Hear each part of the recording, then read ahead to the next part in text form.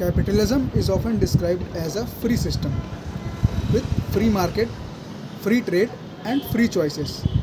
But in reality, capitalism doesn't run freely. And understanding both constraints explains why capitalism works and why it fails. Let's start with the basic idea.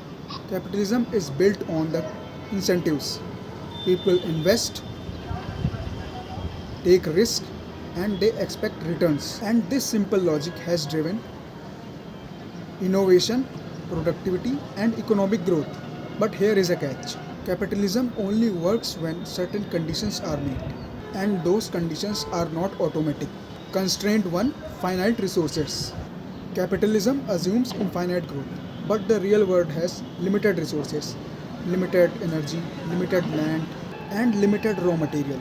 Markets are good at pricing scarcity, but bad at preventing exhaustion. That's why environmental damage, climate change, and resource depletion happen. Not because markets are evil, but because nature doesn't set invoices. Constraint 2: inequality of starting point. Capitalism rewards capital, but not everyone starts with capital. Some people inherit money, connections, and education, while others don't. Over time, capital compounds and it does inequality. Constraint 3: short term incentive.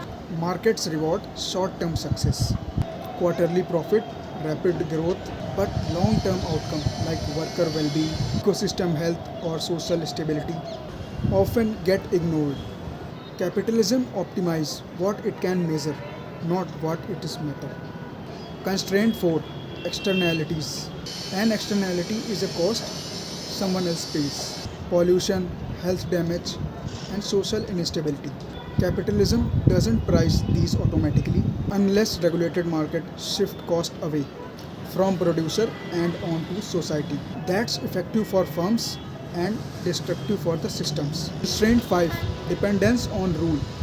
Here is the biggest misunderstanding. Capitalism doesn't exist without rule. It needs laws, codes, and contracts. In other words, capitalism depends on state, even while claiming independence from it. That's it for this video. See you in the next one.